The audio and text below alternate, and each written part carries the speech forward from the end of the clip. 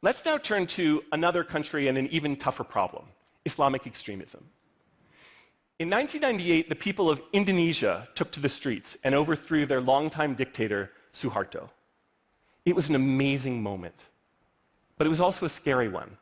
With 250 million people, Indonesia is the largest Muslim-majority country on earth. It's also hot, huge, and unruly, made up of 17,000 islands, where people speak close to 1,000 languages.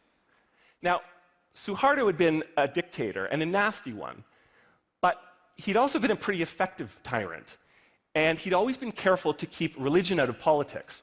So experts feared that without him keeping a lid on things, the country would explode, or religious extremists would take over and turn Indonesia into a tropical version of Iran. And that's just what seemed to happen at first. In the country's first free elections in 1999, Islamist parties scored 36% of the votes.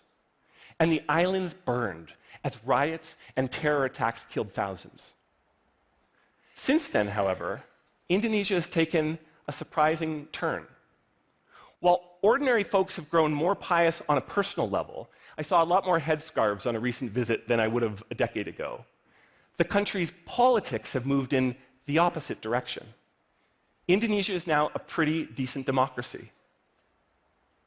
And yet its Islamist parties have steadily lost support, from a high of about 38% in 2004 down to 25% in 2014. As for terrorism, it's now extremely rare.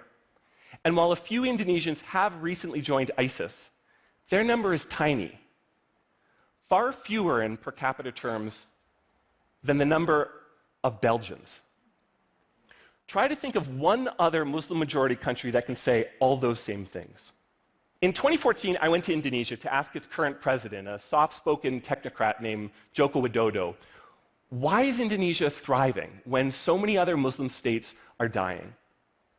Well, what we realized, he told me, is that to deal with extremism, we needed to deal with inequality first.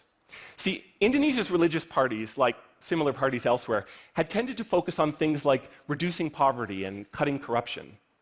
So that's what Jokowi and his predecessors did too, thereby stealing the Islamist thunder. They also cracked down hard on terrorism. But Indonesia's Democrats had learned a key lesson from the dark years of dictatorship, namely that repression only creates more extremism. So they waged their war with extraordinary delicacy. They used the police instead of the army. They only detained suspects if they had enough evidence. They held public trials. They even sent liberal imams into the jails to persuade the jihadists that terror is un-Islamic. And all of this paid off in spectacular fashion, creating the kind of country that was unimaginable 20 years ago. So at this point, my optimism should, I hope, be starting to make a bit more sense. Neither immigration nor Islamic extremism are impossible to deal with.